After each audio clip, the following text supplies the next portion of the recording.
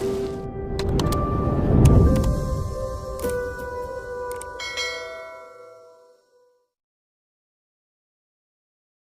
akan menjawab secara singkat, nanti kalau ada yang kurang bisa kami jawab secara tertulis. Yang pertama tentang bonus poin, seperti yang tadi kami sampaikan dan juga tadi sudah ditanggapi oleh Kemenpan, nanti akan kami bicarakan lagi. Apakah masih dimungkinkan untuk ada penambahan bonus poin. Kemudian terkait dengan dikotomi, kami sangat sependapat dengan Bapak Ibu yang ada di Komisi 10, memang seharusnya tidak ada dikotomi antara negeri dan swasta.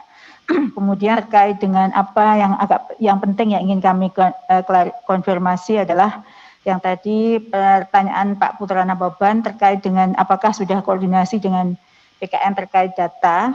Jadi sama, jadi data yang dikemukakan oleh BKN itu sama karena kami ini yang pensiun yang disampaikan di tahun 2021 jumlah 69.757 itu adalah sama karena antara BKN dan Kemendikbud itu sudah ada koordinasi data yang disebut dengan komunikasi API, Application Programming Interface, dan itu adalah link data dengan BKN, sehingga data yang disampaikan pas sama.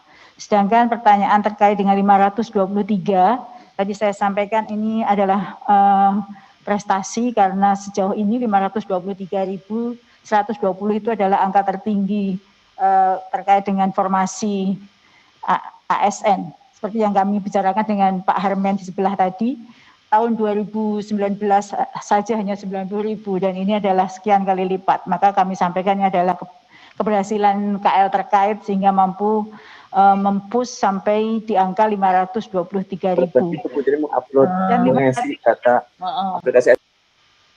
Dan 523.000 itu adalah sudah irisan antara usulan daerah dan kebutuhan guru. Tapi kalau ditanya apakah sudah cukup, belum.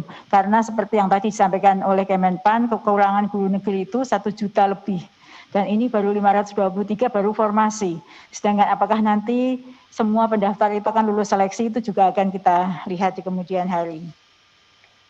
Kemudian untuk Ibu Dewi Koryati terkait dengan pendaftaran tadi, jadi sebagaimana yang tertuang dalam Permendikbud 16 tahun 2019, pendaftar itu yang harus linearitas dengan ijazahnya. Jadi kalau misalnya tadi yang disampaikan dia guru bahasa mengajar di lain, maka dia bisa mendaftar di ijazahnya di guru bahasa. Karena ini terkait dengan kelanjutan dengan sertifikasinya. Tapi bukan berarti kalau misalnya dia fisika itu hanya untuk fisika, karena di dalam tabel kami ada rumpun ilmu, misalnya fisika bisa juga untuk fisika, IPA, SD, dan lain sebagainya. Ketua izin, sebentar ya. Silakan. Maaf tadi Bu Sesdir, itu apa kalau misalnya dia kan ijazahnya bahasa Inggris, mengajarnya Penjas, jadi harusnya mengajarnya mendaftar di bahasa Inggris. Ambil di bahasa Inggris. Ya. Baik, terima kasih. Ya. Kemudian terkait dengan koordinasi, kami akan terus meningkatkan koordinasi yang selama ini setiap kebijakan dan keputusan yang diambil selalu berkoordinasi dengan KL terkait, ya, tidak ada sifatnya kebijakan yang diambil sendiri oleh satu kementerian. Kemudian untuk Pak Fikri, terima kasih Pak Fikri untuk sarannya. Ada 3 hal besar yang sudah kami tampung dan kami akan jadi pedomani. Terima kasih Bu Pimpinan, waktu saya kembalikan. Oh ya. Di BKN. Sebaliknya kalau terjadi perubahan data di BKN karena kenaikan pangkat atau karena mutasi segala macam, maka itu juga terjadi perubahan datanya di Kemendikbud. Proses pertukaran data ini terjadi mesin to mesin. Jadi proses komunikasinya itu tidak ada intervensi orang di situ, tapi mesin ke mesin yang bergerak. Intervensi orang di situ adalah dalam konteks untuk melakukan updating datanya. Jadi kalau salah satu melakukan updating data, maka di tempat lain akan berubah datanya. Itu proses konsolidasi tadi. Untuk data yang existing. Sementara yang 523.000 itu adalah data yang sebetulnya belum tercatat di BKN. Karena itu adalah yang akan kita rekrut. Nanti mereka baru akan tercatat di BKN setelah mereka diterima menjadi ASN. Baru datanya kemudian terkonsolidasi kembali, begitu yang bersangkutan menjadi ASN, aparatur sipil negara. Nah, kami juga ingin menambahkan sedikit tadi pertanyaan menjawab atau tadi sebetulnya pertanyaannya Bu Hesti tadi ke Bu Dirjen, tapi kami ingin menjelaskan sedikit mengenai apakah proses rekrutmen P3K ini kemudian kalau kontraknya habis terus harus berhenti, mulai lagi ujian lagi. Tidak, Ibu. Jadi mereka automatically akan diperpanjang. Kecuali, jadi di P3K itu diberikan fleksibilitas dia bisa memilih jabatan. Itu kelebihan antara P3K dengan PNS. Kalau PNS itu dia mulai dari nol dan dia setiap 3 tahun, 4 tahun baru bisa naik pangkat. Tapi untuk P3K dia tidak. Kalau dia diangkat muda misalnya, selagi dia masih di posisi jabatan guru muda misalnya, maka sampai kapanpun kontraknya akan tetap berlaku tanpa ada rekrutmen kembali. Tapi kalau 2 tahun setelah itu dia ingin melamar ada pembukaan jabatan baru misalnya untuk guru madya, maka dia bisa mendaftar untuk guru madya tanpa dia kemudian harus mengikuti seperti skemanya pegawai negeri sipil. Jadi ada fleksibilitas yang diberikan kepada P3K di dalam proses pengangkatan.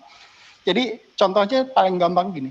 Kalau seseorang diangkat jadi guru, misalnya jadi guru pertama, sebetulnya dia merasa karena dia memiliki pendidikan S2 misalnya, saya mampu kok sebetulnya menjadi guru madya gitu. Padahal kalau untuk mencapai ke madya dia harus dari pertama masuk ke muda dulu terus baru ke madya.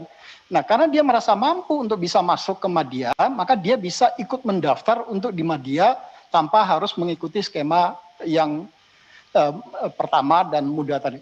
Tapi begitu dia masuk ke madya, dia baru ikut seleksi kembali karena dia berada di level jenjang jabatan yang berbeda. Tapi kalau dia masih di level jenjang jabatan sama-sama pertama, maka kontraknya tidak akan pernah diberhentikan atau tidak akan pernah putus bagi yang bersangkutan. Jadi sampai usia 60 tahun, batas usia pensiun yang ditetapkan. Jadi sampai dengan batas usia pensiun yang ditetapkan yang diatur di dalam PP 49 2018. Jadi tidak ada pemutusan hubungan kontrak kecuali kalau kena sanksi hukum pidana misalnya. Jadi itu sebabnya yang tadi juga terkait dengan pertanyaannya Pak Andreas, apakah ini kemudian yang menyamakan atau yang membedakan itu apa sih sebetulnya selain gaji, tunjangan guru dan segala gaji, tunjangan dan hak pensiun yang sebetulnya tidak mereka dapat. Sebetulnya yang juga ini selalu berkali-kali disampaikan oleh Pak Kepala, tunjangan pemberian pensiun itu sebetulnya sekarang teman-teman di Kementerian PAN RB, BKN sedang mencoba merumuskan pemberian skema tunjangan pensiun bagi P3K. Toh sebetulnya kalau di pegawai negeri sipil misalnya, pemberian tunjangan pensiun itu atau uang pensiun itu kan diberikan karena mereka membayar iuran yang dipotong dari gajinya setiap bulan. Nah, P3K ini juga sebetulnya bisa diterapkan mekanisme atau skema yang sama. Kalau mereka bersedia kemudian gajinya dipotong setiap bulannya, kemudian dia membayar ke Taspen misalnya, nanti Taspen bisa kemudian menetapkan untuk pembayaran pensiun bagi yang bersangkutan. Ini skema yang sebetulnya yang selalu disampaikan oleh Pak Kepala itu tidak ada sebetulnya perbedaan antara P3K dengan ASN, dengan PNS. Yang membedakan adalah di P3K itu ada flexibility sebetulnya di sisi jabatan. Di PNS nggak bisa.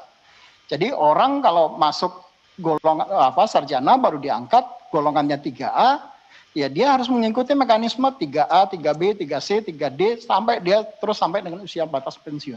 Nah, P3K tidak seperti itu. Itu fleksibilitas kemudahan yang diberikan kepada P3K. Tapi ada persyaratannya. Persyaratannya itu adalah apa?